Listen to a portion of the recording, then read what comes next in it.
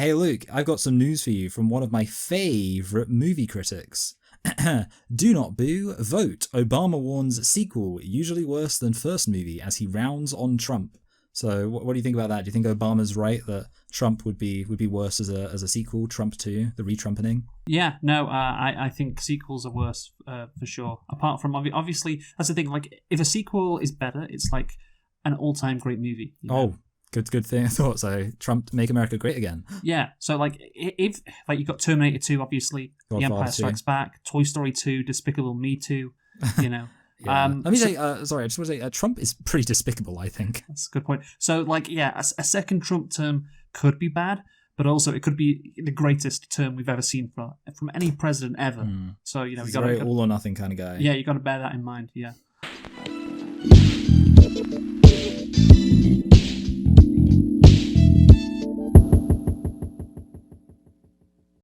Hello and welcome to Select and Reflect, the movie review podcast where we look at films that have come out in the near and distant past. We give them a couple of watches and evaluate them beyond first impressions. I'm your host, Michael, and I'm joined as always by my co-host, Luke. And this week, we are celebrating the 20-year anniversary of the release of the movie White Chicks. The reason, of course, why we're looking at this film is because for the past two films that we've reviewed, we've had heroes wearing disguises. And that is continuing with this. And of course, the past two movies we've looked at have been I Can't Remember and I Don't Remember. One of them was Spider-Man 2.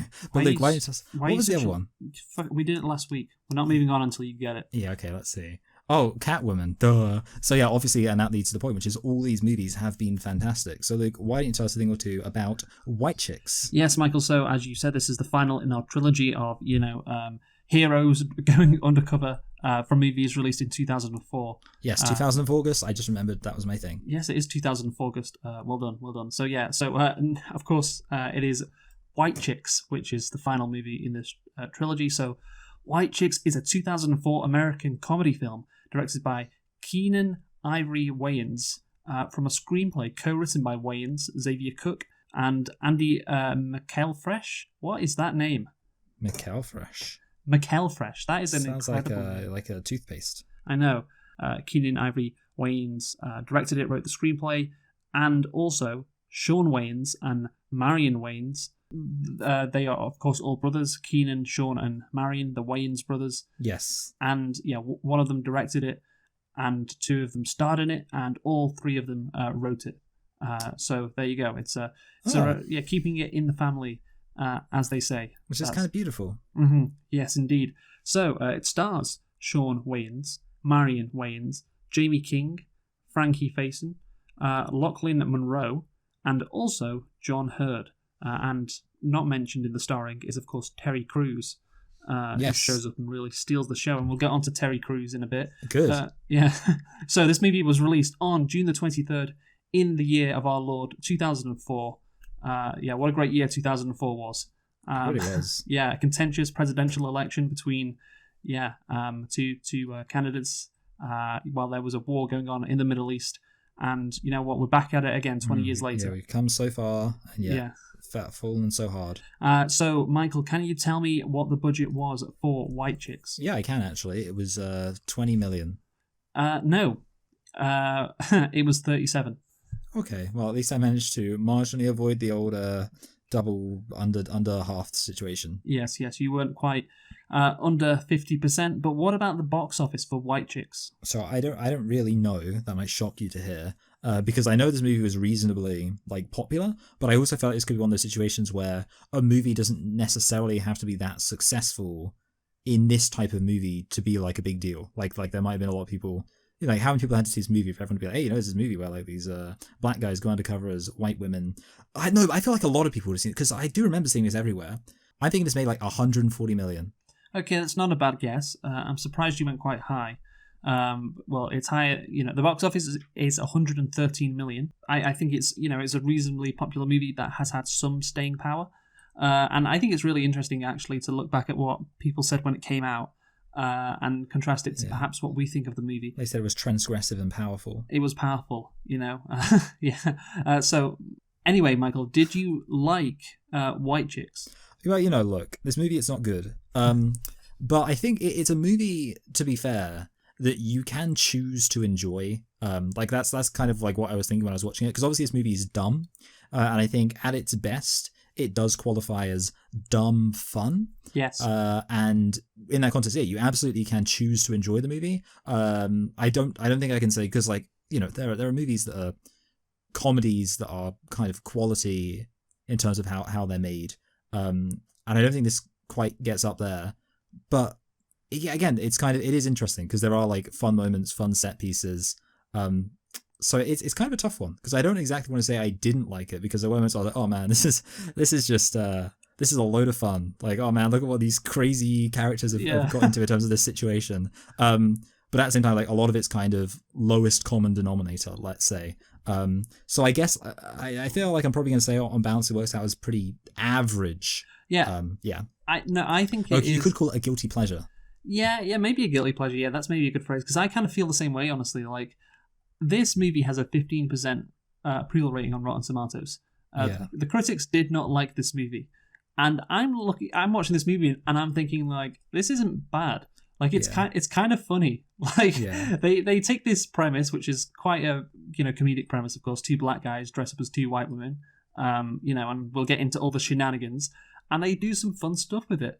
And at the start of the movie was quite bad. I was like, oh, this ain't going great. Oh, yeah. The first scene. The first few scenes, honestly, it was like, Jesus fucking Christ. But then, once, you know, the premise started, like, it got better. Like, they clearly thought about some fun things they could do with this premise. And yeah, man, I kind of liked it. And I don't know why this got such a bad rap. Like, again, I think maybe some of the critics, they were just very, you know, they were very racist. They hated seeing, you know, two black men shine. Trying to keep a brother down. Yeah, and shining in white skin, you know, showing that they can shine, you know, in whatever skin they have, you know. And I think that's the real message from the movie. No, like, the thing is, it is dumb, but it knows it's dumb. And that's kind of fine. And again, I think there are some pretty funny moments. And yeah, the plot is just completely, like, thrown out of the fucking, you know, window. Like, nobody cares about the plot in this movie. Oh, yeah, I was going to say that, yeah. Like, yeah. Like, when they started talking at various points in the movie about, oh, yeah, like, Warren has got $100 million or something, I was like, what the oh yeah, there's an actual plot supposedly going on in the back. That's exactly what I was thinking too. Yeah, it's like, no, we just want to see these two black guys do some funny shit as white women. That's all we want. And you know what? It was kind of good. So again, it's not great. This ain't gonna win an Oscar, but I certainly don't think this movie is as bad as people, you know, say. And yeah, like, the vast majority of the movie was kind of fun. So we'll get into that in a bit. And again, I think one of the reasons why it was so good, I mentioned before, Terry Crews. I think he was very good. But yeah, we'll get to him. But firstly, Michael, how many nitpicks or lit picks do you have? Well, look, I've got one nitpick. What about you? Yeah, I have two nitpicks. You go first. Wait, you know what, actually? I'm not going to lie. I wrote this nitpick, so I watched this movie ages ago, like the first time, and I always take notes the first time I watch it and the second time, and I didn't even know what this is about. I wrote, wait, how did the other guy join Terry and the girl? So, I think I know what you mean. Good, thank you. Okay, what did I mean? So, when Terry Crews and fucking Marcus, who of course is dressed as Tiffany. Yeah, and that's the one that Terry Crews has a thing for. Yes, get to the restaurant. You're like, wait, how come the other guy is there at the restaurant? How did he get there? That's it. That's exactly, you know what, you're exactly right. And that is a good point, me. Well, it's not, because he would have just used his car. I guess, like, maybe my question was, like, how did he know that was the restaurant they were going to be going to? But I suppose maybe they said that as part of, like, the Bachelor deal. Probably would have told him at some point, considering they share a room together. Okay, well, thank you. Well, I guess that was worth remembering what I wrote. I mean, to be fair, I will say, obviously, you know, like, I mean, like, it's kind of one of those movies where, in some sense, you know, it is a bit silly, because obviously the nitpick that hands over it all is that the whole thing's stupid. Yeah, okay, yeah. The whole thing is dumb. That is true.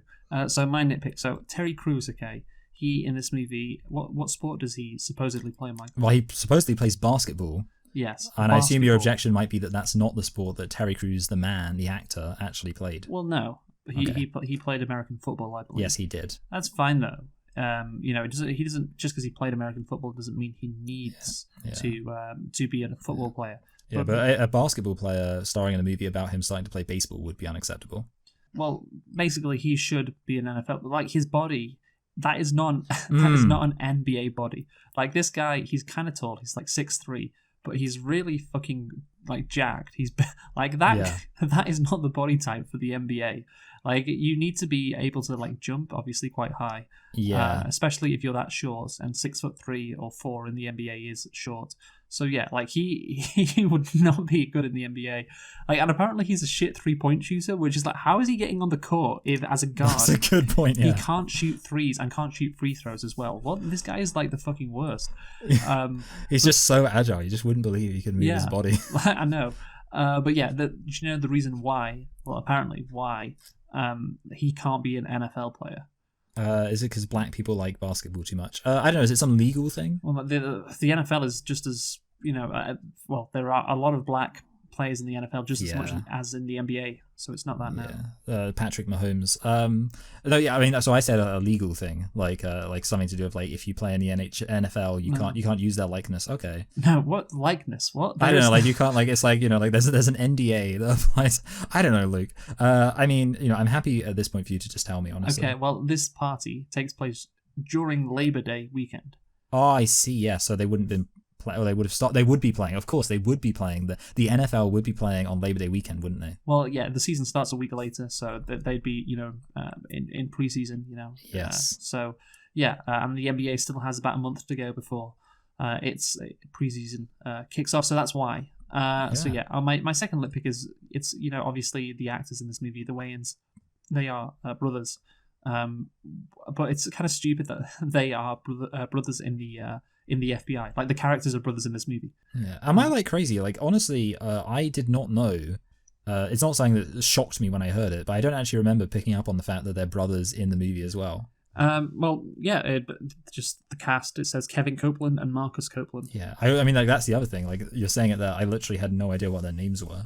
Yeah, well, at one point, the other two FBI agents who are their rivals say, Copeland, like that, or one of them says, okay. God damn it. I thought they were called Hagen and Das. Yeah, that's a good joke. And yeah, so that's my two nitpicks. And my lit pick is we have Frankie Faison as Chief Elliot Gordon, who of course is the boss at the FBI. He is also, of course, the Chief of Police in The Wire. And so two equally serious movies where he's played a similar role.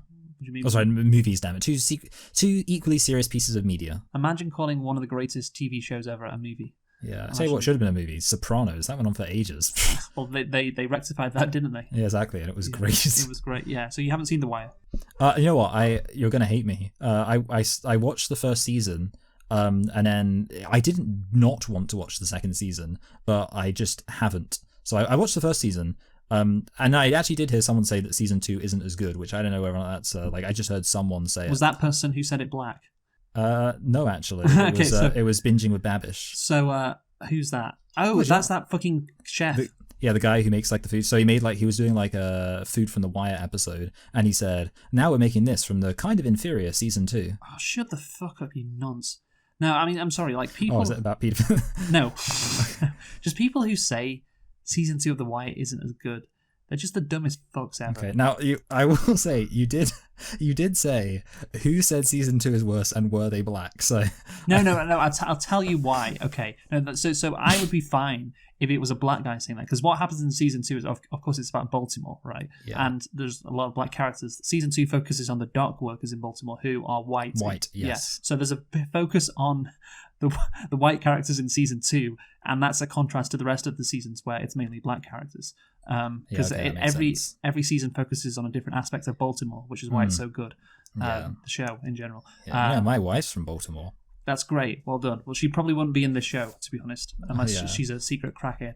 It's very West Baltimore centric. The point is, like, some black people don't like season 2 of The Wire because it cuts out, like, well, because it's just like, because it's not about them. Because it's about a load of white dockers, and it's funny, like the BET network. Just a hilarious fact. So that's this. I think it's the Black Entertainment Network or something. They when they have shown The Wire in season 2, like they cut out all the non-black bits in season 2, so it was like episodes are like 15 minutes long. Yeah, shouldn't we have a white entertainment network? Yeah, well, good point. The Wire very abridged. Yeah, like cut down The Wire from season 1, 3, 4, and 5. So it's just the white characters. But yeah, no, I just found that fact really funny. So, but that's the thing: a white person saying that The Wire season 2 isn't good. That is, It's probably a Wokey. yeah, Interesting. That's enough about The Wire. Basically, Yeah. Frankie Faison plays the chief of police in The Wire, and he's actually This is why you shouldn't be allowed to do nitpicks. They always send us off on a massive tangent.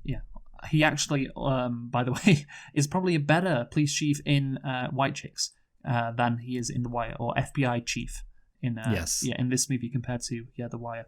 But yes, so let's get into the plot then. So, in the movie White Chicks, 2 black male FBI agents go undercover as white women by using whiteface to protest two hotel heiresses. To protect 2 hotel heiresses from a kidnapping plot. It's an interesting movie in the fact that, well, here's my thing. I like movies that are set over a weekend in one place. Like, all the shenanigans that the characters get up to over a weekend in just one place, you know. I think it's fun when movies are almost set in real time.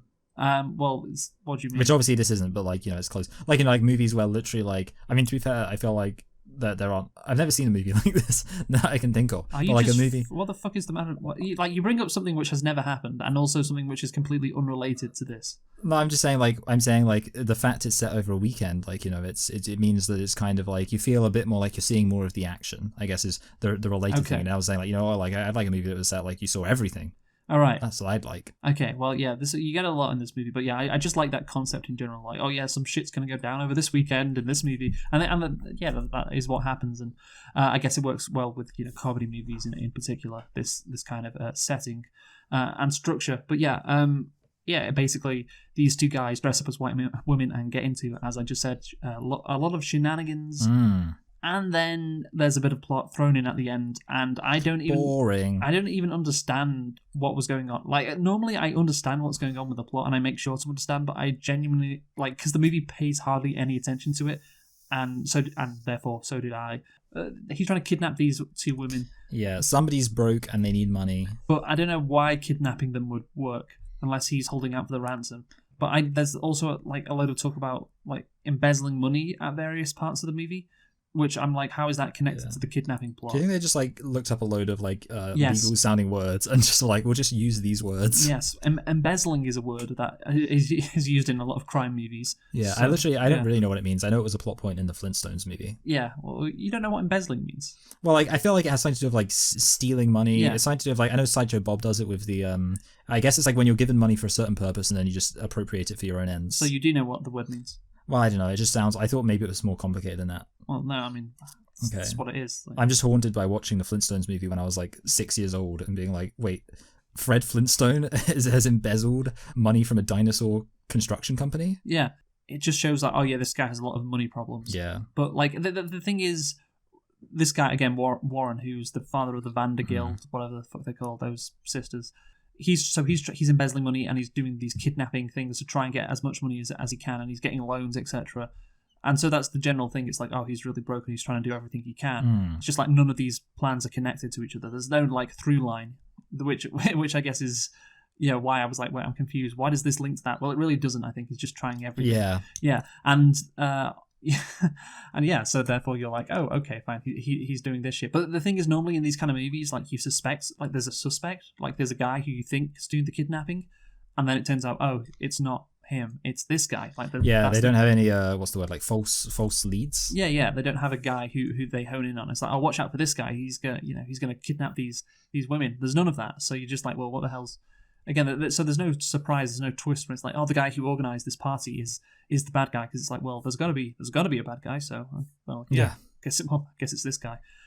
So yeah, that's enough on the plot. Again, the plot is really uninteresting. It's not about the plot. Yeah. So let's get into the premise, because it is interesting, I think, because yeah, like 2 black guys dress up as 2 white women, you know, it can create some comedic moments, you know, quite naturally, I guess. And yeah, I want to ask you, do you think they maximize this premise? Because I do think it's quite a good premise, because I think they do actually kind of maximize it. I think they get a lot of mileage out of this. Yeah. So I'm broadly in agreement. Like, I could sit here and rattle my brain and be like, oh, they could have done this thing too. But like, there weren't any moments where I felt like it was really wasted, honestly.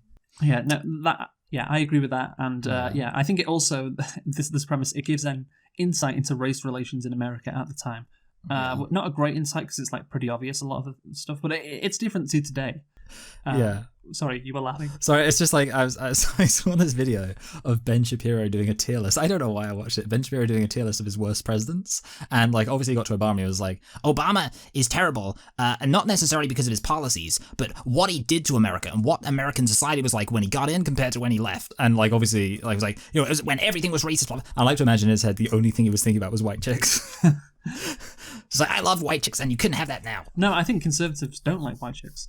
Oh yeah, probably not. They don't like it because it's like, how come these guys get to do whiteface and we can't? Oh yeah, that's it. Yeah. Yeah, we can't do blackface, and that's offensive, which we'll get onto later. From like 1993. Oh no, the OJ trial, that was a big thing. Yeah. Yeah. So things flared up among race relations in the mid 90s, and then it wasn't until like Hurricane Katrina when that really became a big issue again. Yeah, well, I feel like 9/11 maybe helped. Nah, but 9/11 helps. Yes, good point. Yeah. Yeah, because the real enemies were the Muslims. Yes, exactly. Yes, it kind of shifted attention away. So it's like, yeah, race relations in America is in this weird state where it's like, yeah, it's bad to be white women or white people understand it's bad to be racist, but there's nothing deeper than that really, and there is nothing like deeper than that. But black people can still be at these events, like, and there's no outward racism. But yeah, it's like everyone's there. Everyone apart from Terry Crews, obviously, is white there. Yeah, it's snowing and he's going skiing. Yeah, exactly. Yeah, and now today, you would have like more jokes involving like the white women talking about black people. There's one joke about the United Negro Fund, but that's it. You'd have a lot more jokes today about the white women wanting to empower black people. You'd work that into some of these scenes. Some of the jokes would be along those lines, talking about people of color and so on, like that kind of language that is dominant today. It's just interesting to see the contrast from today to back then. Things were, I guess, simpler back then. Yeah, it was a better time. Yeah, it was a simple time. It was a better time. Maybe not though. Obviously, White Chicks has a bad reputation, like we said. It was nominated for 5 Razzies, including Worst Picture, Worst Actress for the Wayans Brothers. Do you like that? That's quite funny. Yeah. That's woke of them. Yeah. The Wayans Brothers in Drag, Worst Director, Worst Screenplay, and Worst Screen Couple. I guess that's the Wayans Brothers again. I feel like the Razzies, like they're kind of unserious in the way that like when there's a movie they don't like, they literally just decide to nominate it for everything. The thing is, it lost in all categories. Oh. To which movie? Catwoman. Yeah. Yes, because I know Catwoman was the big one. And one more movie, which is really interesting, honestly. Brokeback Mountain. No, I don't know. Was that 2005? Yeah. I'm not sure. Yeah, a movie that came out. Sorry, it's really interesting because it's the movie we are reviewing next as well. Oh god damn it! Maybe I should have actually got my thing prepared. I'm going to tell you what that is then, because I obviously have got it right here. It's what? Wait, Fahrenheit 9/11. Yeah. Oh, okay. Wow. Yeah, Fahrenheit 9/11. I don't know what that would be, but we're going to find out when we review Fahrenheit 9/11 next week. Because I've seen that movie before, so it's not like I'm going into it completely blind. And Yeah, I know. So I just found that interesting. Like the movie we reviewed last week and the movie we're reviewing next week, I mentioned in the fucking White Chicks Wikipedia page. But yeah, that's the thing. It's not that bad. Like this movie has. It's not as bad as Fahrenheit 9/11. It's not as bad as Catwoman, certainly. I think this movie. I don't know if it's aged well. I just think at the time people were really harsh on it. Like this is one of the only movies that has an awful score on Rotten Tomatoes that I'm like, no, it should be better. Like, there's only a handful of movies, and I can't think of really any right now. Well, Daddy's Home 2. Yeah, the one that always stands out to me is the Twin Peaks movie, which is Twin Peaks Fire Walk With Me, something like that. Yeah, I've heard of that. Yeah, which has like 35% on Rotten Tomatoes, even though it's a great movie. So, let's get into the script now. So, FBI agents Marcus Anthony II, I don't know why he's called that, and Kevin Copeland. Obviously, it's Marcus Anthony II Copeland, by the way. Ruin a drug bust accidentally at the start of the movie. They are pretending to be Hispanic or Latino. The best scene, the scene that sets things up perfectly. It just gets so offensive. But they're black guys doing it, not white guys, so it's okay. Like they can get away with that. Do you want to do an impression of one of them trying to be Hispanic? I made some churros and I wanted to sneak into this country so I could steal a lot of people's jobs. Yeah, and when obviously one of them's at the till, and then when the other comes out the back with the maracas, That's Yeah. I just kind of like it because of how just offensive it is. Like, they went for it there, and I respect. Yeah, it. it's really weird because, like, I mean, I guess there's that expression "catching strays." Like, who would have thought in a movie about, like, with this premise, the real people who have a cause to be offended are the Hispanics? Yes, but it sets Like, up. I can't believe, honestly, like the Asians, they must have, like, when they reached the end of this movie, they must have been like, phew. Well, it sets up that these black guys like changing races. They like, It kind of undercut. Oh, I don't know. Maybe I was gonna say like it would almost like maybe it undercuts it in a way, like because I know we're both in agreement the first scene's pretty like bad, and in a way like I feel like it would have almost been better if it's bad, but it's kind of like really it's so bad that it's kind of funny. Like, I'm with you on that. Like there's kind of like a S-ing my H quality to it. Okay, wow. Are we fucking monetized now? I'm S-ing my H, Luke. Right. So yeah, I do like the twist with the ice cream though. Like, oh, it's they got the wrong ice cream, guys. That's kind of funny. I don't know. They probably stole it because it's not that clever a twist, but I do like it all the same.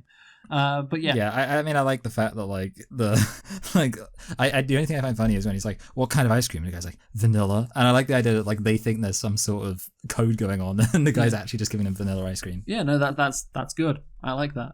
And 10 out of 10. Yeah. I honestly don't know how like these FBI agents who apparently are pretty low level. Maybe this should have been a nitpick. They're low level FBI agents who, of course, aren't on that much money, as one of them says at the end of the movie.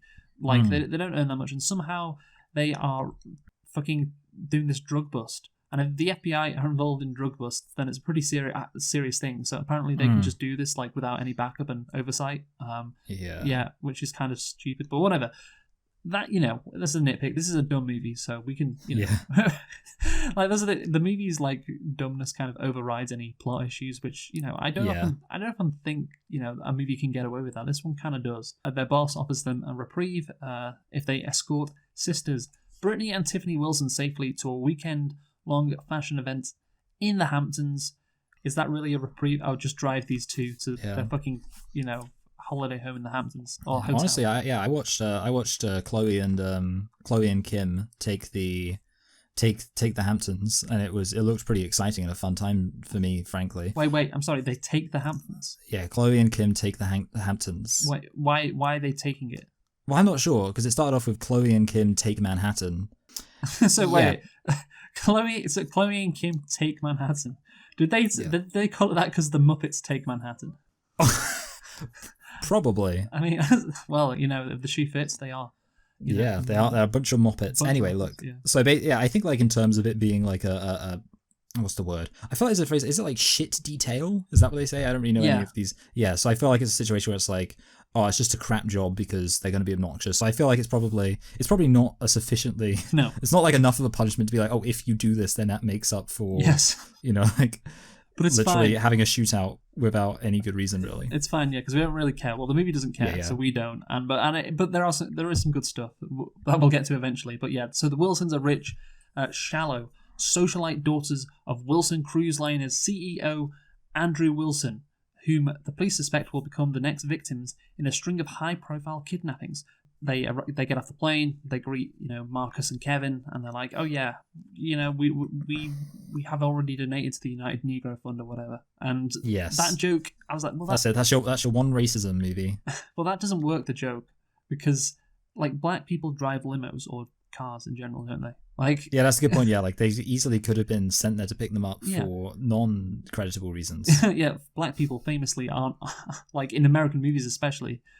Are like the help. That's what they are often, Or I don't know if like a limo driver would be the help or whatever, but like people who ferry around or help richer people in general. So it's like I don't know why these two would assume that these guys aren't there for them. So that joke really doesn't work, I thought that. Yeah, so like the one time they tried to be kind of racist and it failed. Well, no, I think they tried to be racist other times. So let's not. Be too, fair enough. Yeah. Let's not be too harsh there. But yeah, you know what? I put in my notes, that's a black job, like people driving limos or black people driving. Yeah. That's a job I see them do in American movies. That's a black job. Well, that's Trump said that phrase, right? Oh, really? I didn't know he said that's a black job. So you didn't get the reference? Wow. No, I like. When did he say that? He said in the debates with Biden. The thing that everybody focused on was that Trump said that Mexicans or just people are coming across the border and they're taking jobs and they're taking black jobs. like which he means like shitty jobs. Like his like racism is coming out there. That's quite funny, actually. Yeah, it's like when he said in 2016, "Hey, black people should vote for me. What have you got to lose? Like your lives are shit. You live in crime-infested hellholes. What have you got to lose?" Eh? Like again, he's just such a like 1980s racist. Like it's great. Let's talk about the portrayal of, I guess, the Wilson sisters, because it's a very early 2000s portrayal of what rich white women are like. And could you say Paris Hilton? Oh, that's lit. I was going to ask you, Michael. Who started this? I guess stereotype. And it's Paris Hilton, isn't it? Yeah, Kim Kardashian, who you've already mentioned, she started off as like an aide, like in the social circle of Paris Hilton. So Paris Hilton definitely did. She spawned these Hampton takers. Mm-hmm. Yeah, and well, that's the thing. Paris Hilton, I think, came to prominence in like 2000 and was proclaimed New York's leading it girl in 2001. So I guess, the reality TV series The Simple Life. Basically, on a sex tape leaked in 2003. I'm glad there wasn't a sex tape in this movie. Later released as One Night in Paris, which came out in 2004. Yeah. That's a great title. Well, obviously, Paris Hilton is the daughter of the fucking guy who ran Hilton Hotels, or still does. I don't know if he's dead or not. But yes, and obviously the Wilsons are heiresses to the cruise liner. Wilson Cruise Liners, which apparently is So it's in the travel and hospitality industry as well, isn't it? So you can see, I think they were definitely making them like Paris Hilton, basically. But what are the stereotypes involved with? So what are the stereotypes associated with this kind of character, like this Paris Hilton character? They all have little dogs and are bitchy, Yes. And they like shopping, don't they? Yeah, they like their handbags, their designers, their designer brands. Yeah, I was actually just on the subject of talking about the fact they're rich. I was going to say this does start with the typical bad comedy trope of it being set in a really luxurious destination. It is funny to me that that's what and again, I'm not saying this is a bad comedy exactly, but obviously it's been pointed out before that a lot of the time with these movies, you're like, oh, it's always about rich people going to these fantastic places. You're talking about Adam Sandler movies, Yeah, I feel like there's been I don't know. I think I mentioned before that there's a thing of people just being casually rich, but of course. Well, that's the point. That's not true. Yeah, that's the point of this movie, though.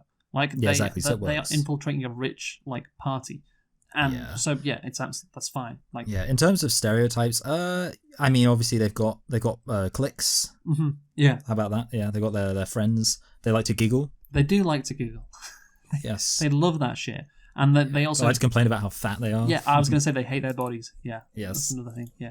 Yeah, thankfully all of that's done with. No, but seriously, I do think in the 2000s, that was particularly bad.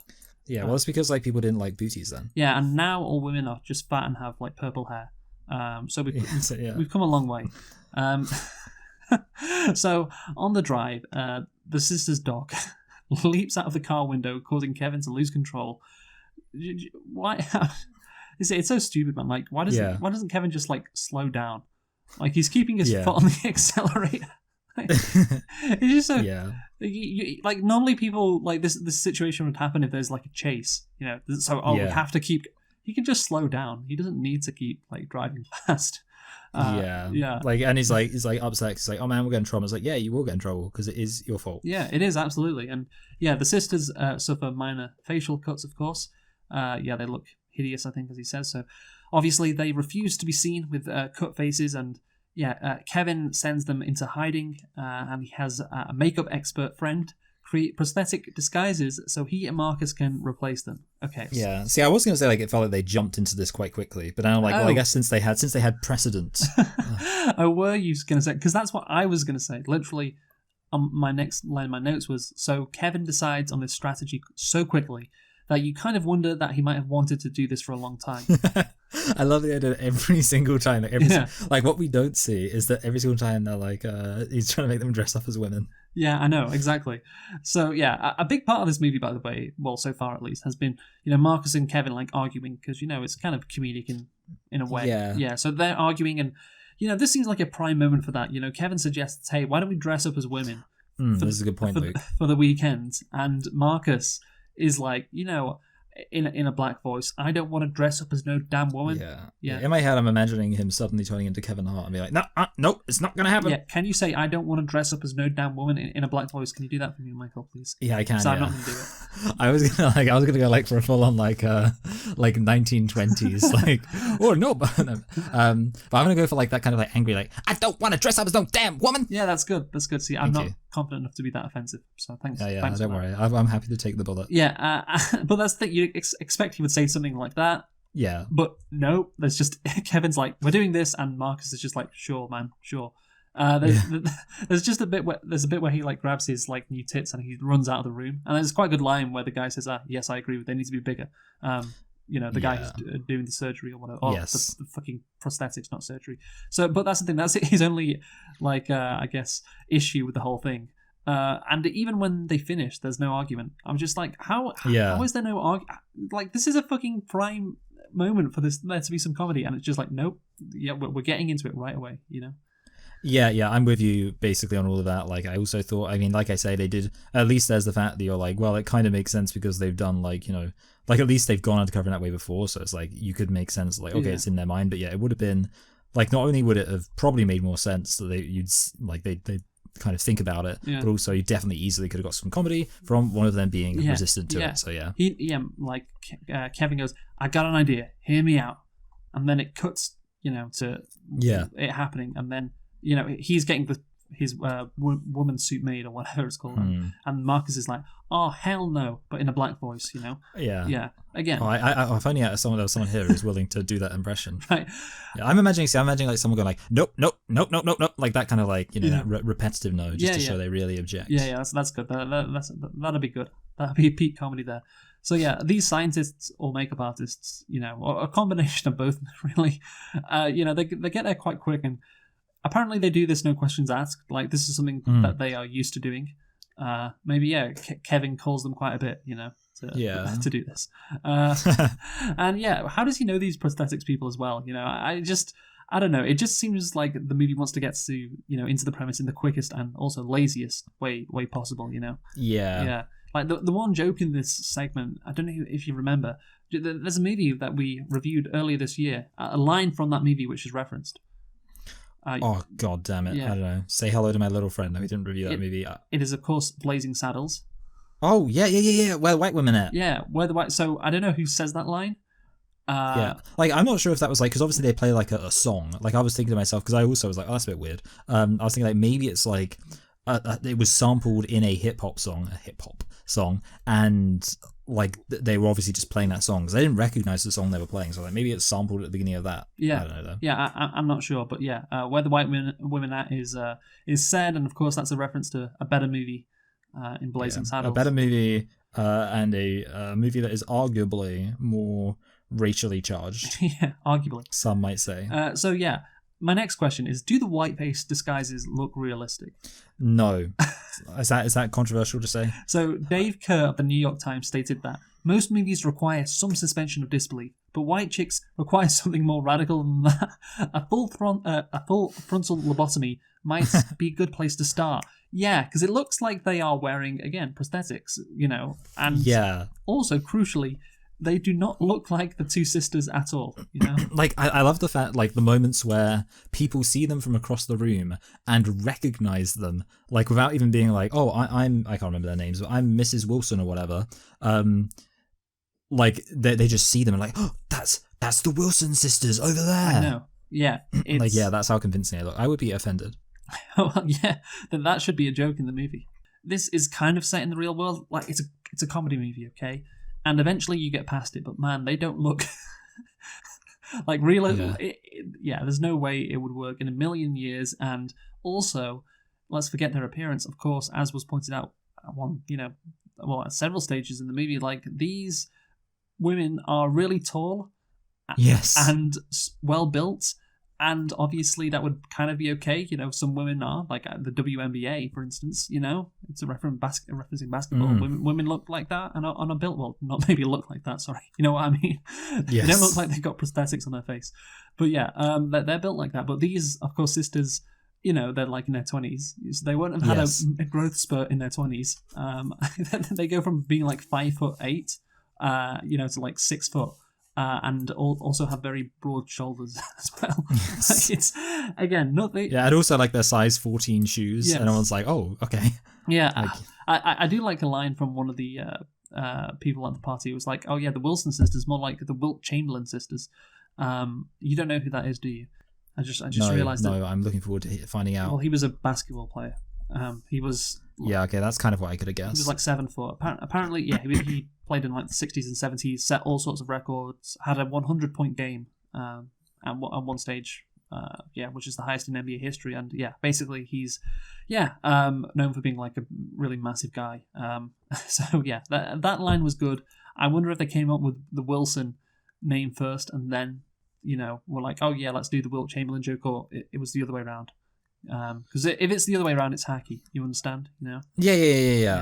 I think honestly, I can imagine. See, I'm pretty good at coming up with arbitrary associations between people's names, so I think it's always possible that they did just work it out that way around. Like they were like they started off with the Wilson sisters, and they were like, oh, yeah, let's make a joke. Yeah, I can see that. Okay. Also, Wilson's a common name. Yeah, I guess so. So let's talk about the racism now in this movie, Michael. So is this whiteface offensive, and is it funny? Or, it can be both or neither. Well, we'll discuss that now. So firstly, on the offensive part, film critic Richard Roper put the film as number 1 on his list of the worst films of 2004, which is, again, we've seen Catwoman. We know that list is wrong right from the get-go. Amongst claims of unconvincing prosthetics, yes, and racism. Yes, it was the prosthetics were awful, and it was racist as well. But yeah, that's the thing. That's a killer combination. I don't think he's talking about the whiteface. I think he's talking about, again, there's a lot of like kind of racism in the movie, like jokes about race. Yeah. Yeah. So I don't think that's the case. It's just like, oh yeah, jokes involving race in general. But of course, is the whiteface controversial, Michael? The whiteface specifically, because as I mentioned before, many conservatives have pointed out, the blatant hypocrisy with the fact they can't do blackface. It's apparently offensive, when they do it, but somehow a mainstream movie that can be released, in the 21st century with no backlash can do whiteface. How is this the case? Oh yeah, I mean, absolutely. It's a good question to be asked, and I'm glad that you're here to sincerely ask it, representative of conservatives as you are. Well, let's be not conservative. I'm a representative of white people. Yeah, so yeah. Well, I don't know if we're really in a position to be representing white people, frankly. Yeah. So why are we not white? No, we're not. Basically, I mean, so have you asked me yet? Do I find this offensive, or are we just talking about the fact that some people say it is? Do what you want, man. It's I will say whether or not. Yeah. So I mean, obviously, like the idea that this is offensive.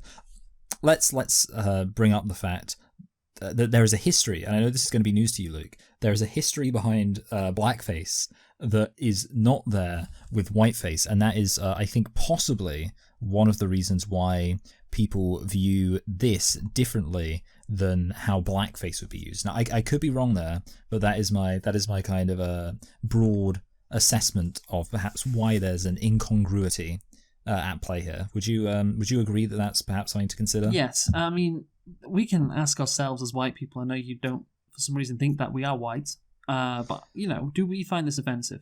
No, is the answer.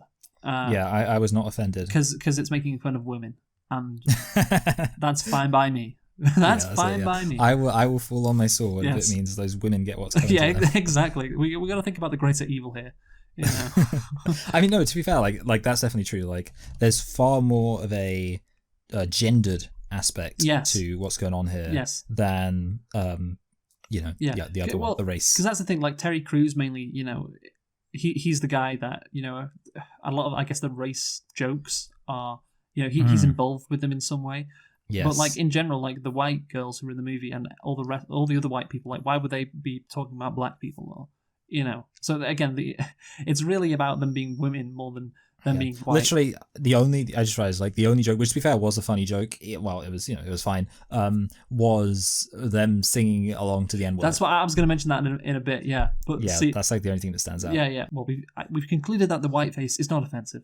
The question is it funny? And again, America is a melting pot, right? There are so many races, genders, and levels. Some might say too many. And levels of wealth. There's too many levels of wealth, that's for sure.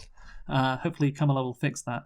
But yeah, she will. Back in the early 2000s, there was no bigger contrast, I think, between and maybe this is still the case today, obviously, no bigger contrast between urban black people and rich white women from the Hamptons. For instance, and that is where the humor comes from. Like, again, they don't have to be from the Hamptons necessarily, but there's a reason why the movie is set there, because that's the stereotype. And as we can see from when they get out of the car for the first time, two white women talking like two black men from an urban area, shall we say. Again, I use that term urban. Shit. So, okay, that just came out. What happened? Was that you, Luke? Oh, wow. Isn't that funny? Like, that they're white, but they should be talking on the complete opposite way that they are talking. Isn't that funny? Do you find that funny? Yeah. Well, again, so I will say this, there is a question of, we've already mentioned the suspension of disbelief thing. Early on, with them being like, hey, what's up? Literally talking like dudes. Yeah. There's kind of a sense of, well, this is just really driving home the lack of believability here. And in some sense, you could say that makes it a little bit less funny, and that it would be more funny if there was a sense of it not being there's a point at which it kind of becomes too ridiculous. Yeah. But I think once you have accepted that, once you've got the lobotomy, as that guy said, it's reasonably funny. I guess that's the thing. So obviously, some might say that there is what's called in the business intersectionality, such that, because you already kind of said about the contrast, black men are kind of, in some sense, especially masculine on some points. Well, I said urban black men. Yeah, okay, urban black men. That's a good way of putting it. Yeah, and that I think enhances it, because it's if it was about some white dudes, dressing up as women. Well, white men, at this point, let's be honest, with all the soy and stuff like that, they're basically women already. So I don't think that would make it as funny. Whereas, these real guys with, certain appendages, I'm sure that would make it absolutely clear. Why do you always talk about this? Why does it always come down to... basically, I think it enhances the comedy. There's certainly some things that are clearly enhanced that these people have, and the ability when it comes to comedy is one of them. But let's be serious. In general, I think the contrast is so wide that it is kind of funny, but obviously it's not clever. It's just these guys, they're forgetting that they are white women, but they're actually black. I did laugh, and this is, I think I laughed because it was quite subtle. When one of them, I think it's Tiffany, she's trying to go to the bathroom, and she shoves a woman out of the way and just, it says move, bitch. Yeah, move, bitch. Yeah, obviously, wait, what's he called? Marcus doesn't do the white woman voice. Just move, bitch. See, that's good. There's another moment. I think who knows? Fucking Tiffany, or what's the other one called? I don't want to know. No, I genuinely can't remember. I've been calling them the Wilson sisters because whatever. One of them. Again, I don't know what the female side characters. I don't know what the three that are friends with them. Yeah. Sorry, what was that? The mean girls. Well, they're not mean, are they? The fine girls. Yeah, come on, man. Do you know what the word mean means? Mean means. Yes. Okay, good. Right. So one of the Wilson sisters, one of the fake Wilson sisters, is braiding one of their hair. Into dreadlocks, and that made me laugh quite a bit when I saw it. I thought that too. It's they're going for a slumber party, and then it just cuts to braiding her hair, but making sure it's in dreadlocks. Yeah. I think that's subtle. Yeah, which is good. Which is why I like it. Yeah, again, the move bitch is kind of subtle as well. Yeah.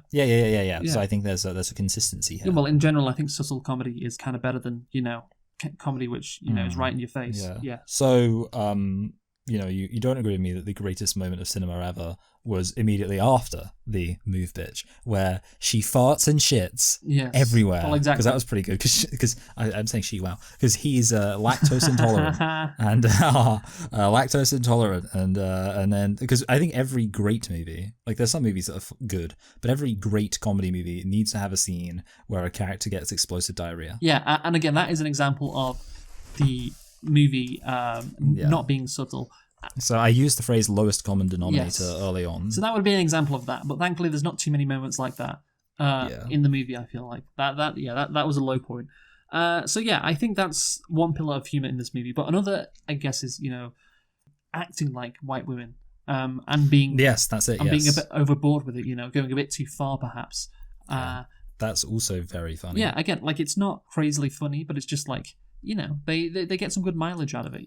It's because obviously they're black, so and men, so it's kind of ridiculous seeing them pretend to do this. And it's, I guess it would get tired. If they tried a sequel, Like it's kind of like Big Mama's house, you know. Like, okay, the first movie it's fine if Big Mama is a a guy dressing up as a fat old lady, but you do it again, it's like, come on, we've seen this thing. So I guess that there's a novelty to it, which I don't remember seeing in any other like movie or comedy movie, this kind of I guess dynamic of a black man trying to be a white woman, So I guess there is some like novelty and humor in that, I'm sure there must have been other movies where it's like somebody, like, let's say, assumes a role and they get a little bit too over enthusiastic in it in a way that is funny, but I can't think of it off the top of my head. It's specifically about the contrast, isn't it, between black men, and white women, polar opposites, as we've said in American culture, So again, the black man trying to imitate a white woman, that's it's pretty funny. The first time you see it, it's pretty okay. Another pillar, I think, is it's not a pillar really. Something that is brought up from time to time is I guess these two white women who are black men being racist to black men, but it's okay because they're black. Of course, when the ultimate fantasy when the FBI chief is called a chocolate man, and when Terry Crews is told he should beat his King Kong chest, and they call him a monkey. Yeah, it's kind of funny because the context of it, of course. It's the context. It's just like the Chris Rock black people versus N-word sketch. It's identical. What was that sketch? Oh, do you know that? He's like there's black people and there's N-words. He's like who's more racist, white people or black people? Black people, because black people hate other black people too. That's a good point. Yeah. But I think there is a genuinely good moment, and you mentioned this before when. Of course, Marcus and Kevin get the other girls who they're with, who they're friends with, to say the N-word in the car. That is quite funny. Again, I like the pause before they do it. Like, well, there's nobody here, and they and then they start singing it enthusiastically. That's that's good. Honestly, did that make you laugh? Yes, I did. I did enjoy it. 10 out of 10. Yeah, it reminds me of one of my favorite jokes. That I've heard, which was sure, I say the N-word when I hear black music in my car. I just hate it so much. Yeah. Oh fuck. So you know it. Yeah, I did know it. Yeah, I realized. To be fair, like I didn't immediately, and I was like, oh wait, I do know this one. I thought I'd steal your thunder because that's what friends are for. Because you're an attention seeker, aren't you? You can't let me shine. No. So Kevin as Brittany. That's it, Brittany. So it's Brittany and Tiffany. There we go. Brittany and Tiffany. I can't believe you didn't get Brittany. Like that's like obvious. Yeah, obviously. Yeah, come on. Yeah. Man. So except Brittany's actually was actually talented. So Brittany and Tiffany meet the sisters, three best friends. Oh yeah, they've already done this, obviously. Well, we've discussed them doing this. So it's I'll give you all of my money if you can tell me what their names are. Well, I think. What is this? I'm sorry. What is this name? No, I'll prepare myself to move to the Hamptons. No, I'm sorry. What is this name I am seeing? So it's the surname of one of the girls. Okay, so I'll take you through the other two. So Lisa Anderson. Okay. Which I don't really remember. So Lisa Anderson is played by the girl who is also in Dexter. If you've seen Dexter. Do you think I've seen Dexter? I don't know. It's a pretty good show. Well, the first 4 seasons at least. Yeah, well, I've heard. I must admit, like one of the things about TV shows is so many of them you hear about them having bad endings. I'm always like, oh man. Well, just watch the first 4 seasons of Dexter. Yeah, right. Yeah, okay, cool. Yeah. No. She plays the sister of Dexter, and then you have Tori Wilson, whose last name is also Wilson. So obviously they weren't really creative. That's the publicist. Yeah. And then you have Karen, who is the blonde girl who wants to get with this guy who treats her as a doormat, So that's Karen. More like a whore mat. But do you know what Karen's surname is? Okay, so like the way you reacted, like I'm wondering, like I was gonna guess like my instinct was to say I don't know what I was gonna say. I was gonna say Jubergstein. Honestly, saying that? You got part of it. Okay. So think about the implications of this name, and what the Wayans brothers were thinking when they created this name. Her surname is Googlestein. Yeah, I guess. So think about Googlestein. So do you know what the implication is? I mean, like that Google is run by Jews? Well, not necessarily. Like her father created Google. Okay. Yes. Okay. Yeah. Okay. But like they were like, oh, we can't just like have her last name be Google because that's a stupid surname.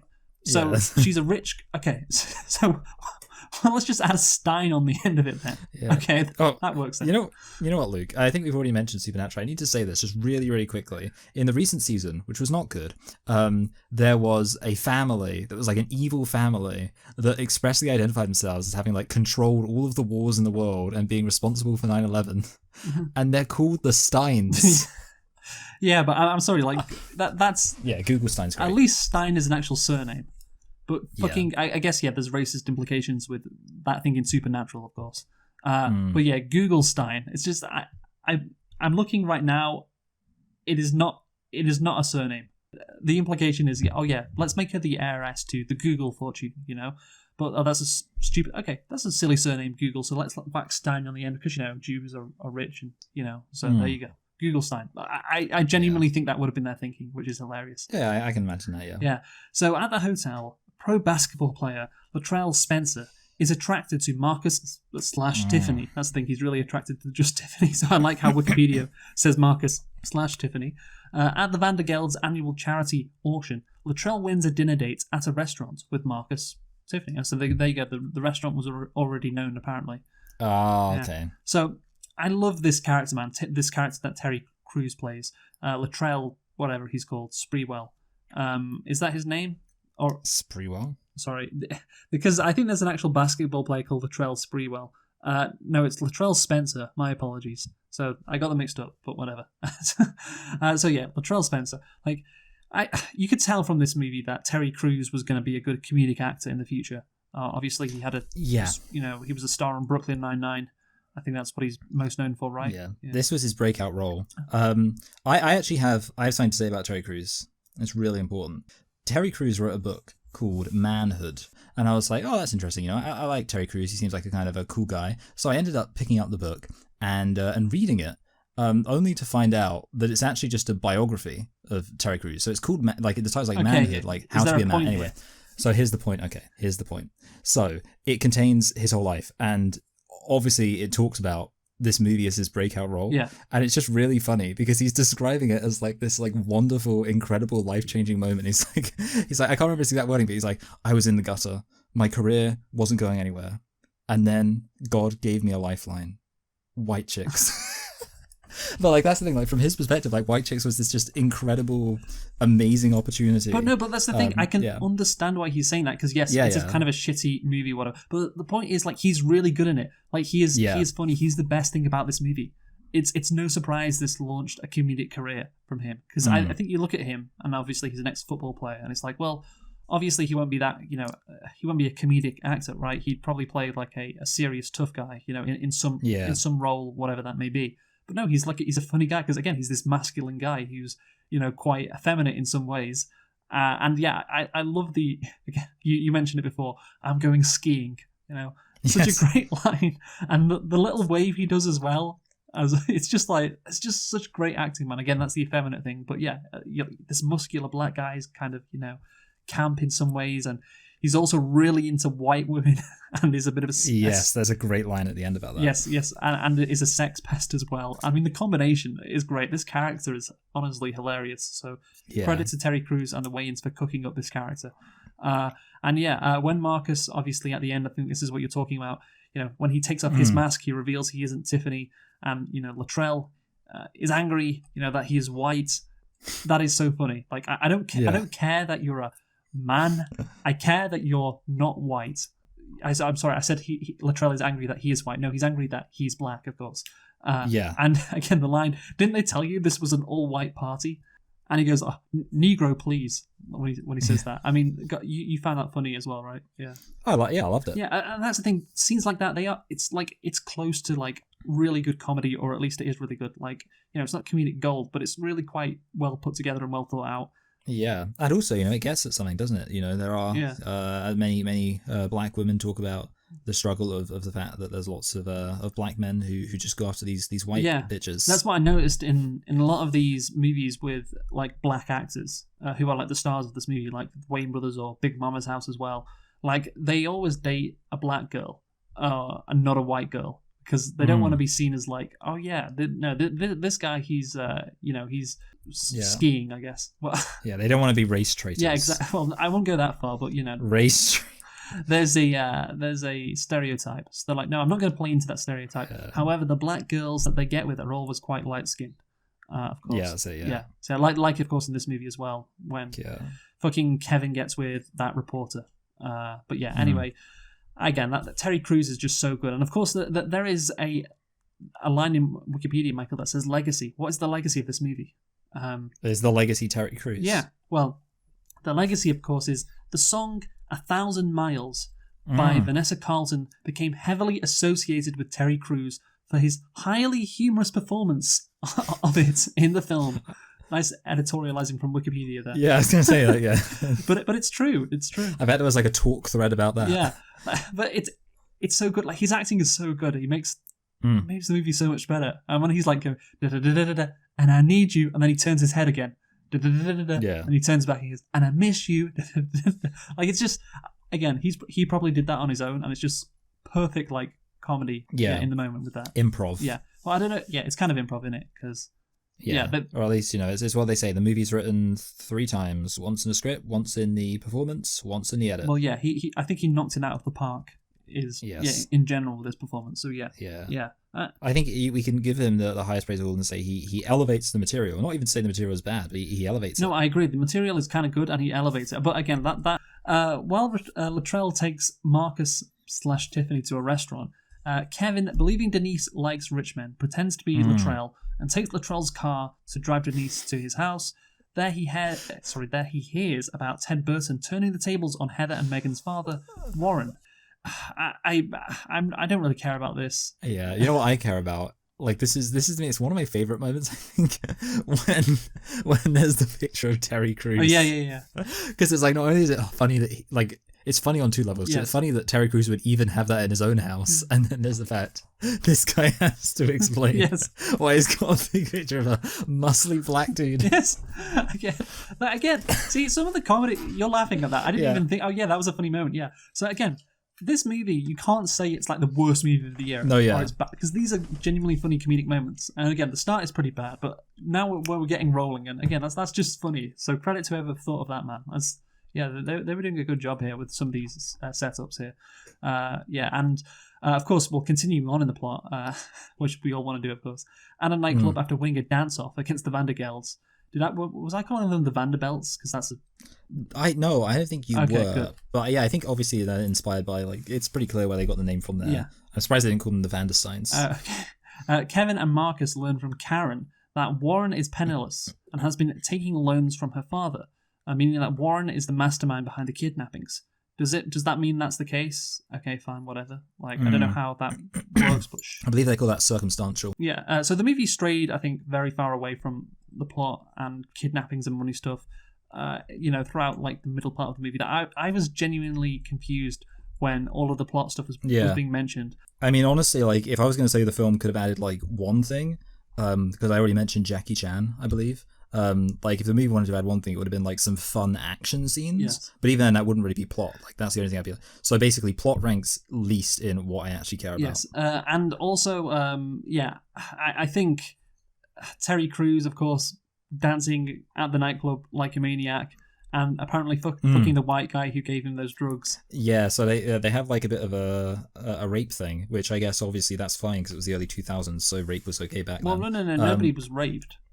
Yeah, well, so I think, obviously, like, there's a joke about, like, it is roofies, right? He's like, oh, give her these. Well, no, like, that's the thing. Like, roofies puts you to sleep. This is not what Terry Crews was on. So they were partying still, yeah. Yeah. But like, I guess it's like it's a just. So even if there was anything non-consensual that happened, it was justified because it was the 2 people who were scheming. Well, again, to drug her, who ended up banging each other. Again, I don't think there was anything non-consensual that actually happened. But yeah, the implication was if there was, yes, exactly, yeah. So I just him Terry Crews dancing at the nightclub like he was doing. Again, it's just that's good stuff. Again, he's the MVP of this movie for sure. So I can't imagine, like, this movie would be so much worse without him. Oh my god, yeah. So again, well, I put right now in my notes, like, the plot kicks in. The plot just kicks in because we're 20 minutes from the end, and suddenly, the plot just gets going, and then I'm just trying to work out what's happening. So the real Brittany and Tiffany discovered they are being impersonated, and that was a good bit. You know, they are happy they're in the paper, and they're like, wait, we weren't in the Hamptons. Yes. See, that's good. That's funny. And they arrive in the Hamptons, exposing their clones, and realizing the Wilsons are being impersonated by men. Gomez and Harper aim to expose them, but of course strip down the real Brittany and Tiffany in front of George. Gordon fires Kevin and Marcus as well, of course, and it's over for our heroes. Of course, it's over. Yeah, I mean those characters were fine too. Like there were moments they had as well, and like I like those. I kind of like the fact that like I almost feel like they could have ran the joke a bit more of like the guy asking the person hypotheticals where either option was disgusting, and then obviously the guy answers the hypothetical because it's hypothetical, and I go like, you're disgusting, as if he didn't give him like anyway. Yeah, no, it's a good bit. Yeah, and that's effort has been taken with that because they didn't need to do that, did they? And so obviously Kevin and Marcus discovered that Warren had embezzled money through his charity. I think he discovers this because like he was like just called about it. Like someone calls him and said, I don't know who called him. They're in the car, driving back from the Hamptons, and someone just calls him. It's like, okay, well I guess we're going back then. Okay, again, the plot is just irrelevant here.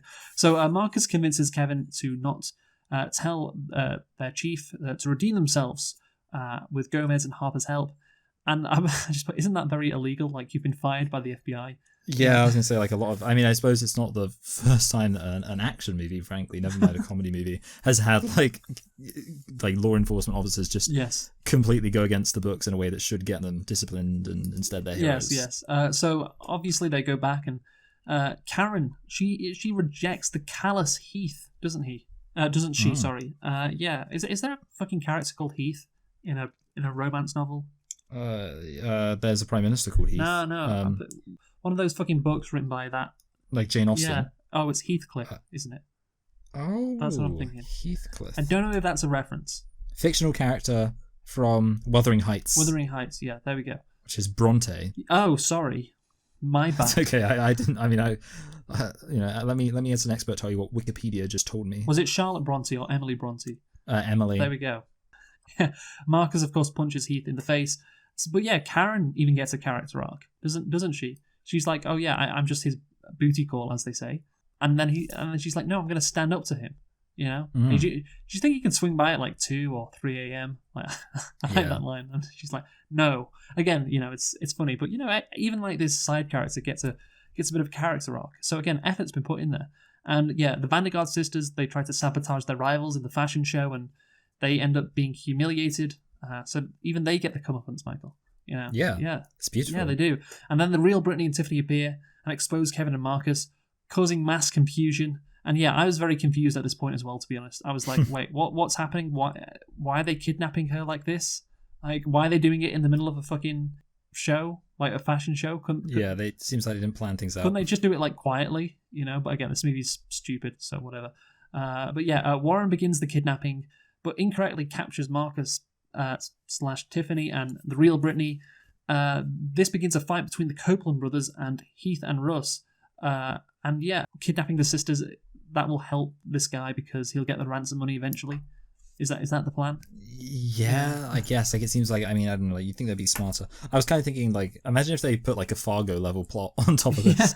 Marcus and Kevin capture Warren while Gomez and Harper apprehend Heath and Russ. Like even Gomez and Harper, these two fucking characters, you know, they get a resolution. They get like a nice arc. Again, that didn't need to happen. And these are all little things which, again, you may just gloss over. But like I've seen plenty of bad movies in my time, and they just don't give a shit about these things, like these side characters getting arcs and getting like a nice resolution. And afterwards, of course, their true identities are revealed. Warren, Heath, and Russ are arrested, while Gordon reinstates the Copeland brothers, Gomez and Harper. Should he do that, Michael? Like, Yeah, probably not. Yeah, they should probably get arrested, right? For defying orders and just doing all that shit for degeneracy. Yeah, but whatever. Hey, at the end of the day, they solved the case, and that's all that matters. Of course, this was the war on terror was going on, and sometimes you have to take the law into your own hands. Marcus clears things with Gina, and yeah. Oh yeah, sorry. Just as an aside, like, there's no real explanation for why he can't just tell her. Oh no, do you know what I was gonna say? Obviously, you're talking about when she busts him in his hotel room. But like, why does fucking Gina come into the part. Like, so she's pissed with Marcus, but she stays in the Hamptons and then is like, yeah, we're going to sneak into this party. For some... Why? That's good. Yeah, that's a good question. Yeah, there's no reason. Why is she there? But yeah, whatever. Like, at least Marcus is like, you know what? Because of course, you know, he's been with like 3 girls for the past couple of days, and you know, he's gained a new perspective, hasn't he? He's learned a lesson. Yeah, there's a bit of like a, you know, like Mel Gibson's classic film "What Women Want" situation going on. What happens in that? My memory is that like he basically learns to Yes. understand women, and you know, he's better off for it. Yes, yes, he's gained a new perspective. He's more understanding now. So at least okay, that makes sense. Again, a nice arc, even though it wasn't done that well, but at least it's, you know, there's some effort there. And Lisa and Karen admit they like Brittany and Tiffany a lot more than when Marcus and Kevin were them. And again, I think this, you know, we didn't really discuss this, but I don't know if this movie is against white women, or white women specifically, of course. Like, you know, it takes some shots at them, like, you know, oh, they're crazy with their shopping, you know, they go on these weird tantrums and they have these stupid mannerisms, you know, and all of that shit.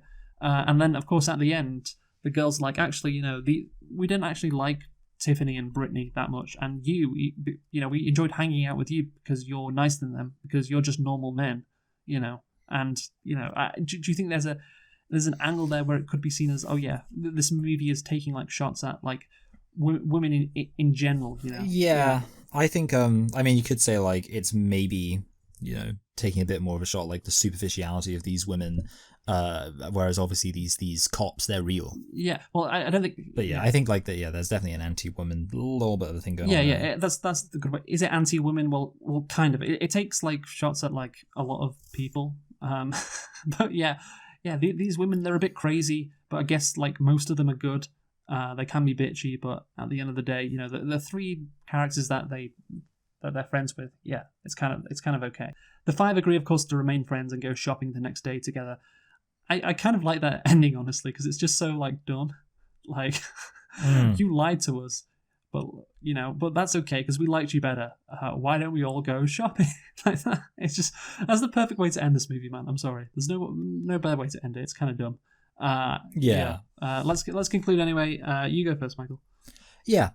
So obviously, nothing else in this movie is good except the comedy, but it is a comedy, so that's not such a bad situation. I think there are some moments where you could, you know, like groan, especially at the beginning. And you definitely, like, if you compare this to a really well-made comedy, it's not that great. And I think the one caveat is we've been praising this movie, but I think we have kind of been praising this movie in light of the fact that this is a movie that is generally not well received. Like, in some sense, we've almost been praising this movie as much as we'd praise like an 8 or a 9 out of 10 movie, but that's because for what this movie is, it's actually surprisingly decent. But with that said, because there's a caveat of you know, I've said like lowest common denominator, it is still very dumb.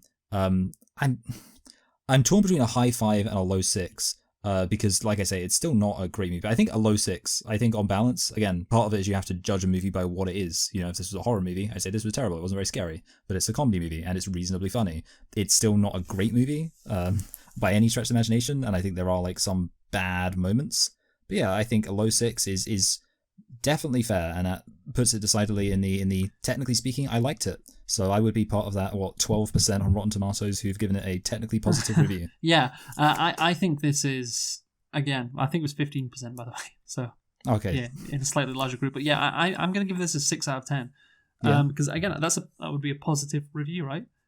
Yeah, on Rotten Tomatoes. And yeah, I think you're right. Like, it's a comedy movie, first and foremost, and it did make me laugh. And there are some quite good comedic bits, and there is a bit of effort put in with the characters, and their arcs and their resolutions, even the side characters, you know. And if you can get past the fact that they look nothing like the sisters they're meant to be, disguised as, then I think you're okay. Honestly, I think you can just enjoy it because there are some good moments. And of course, Terry Crews, you know, is the standout. He knocks it up a point at least to a 6 out of 10.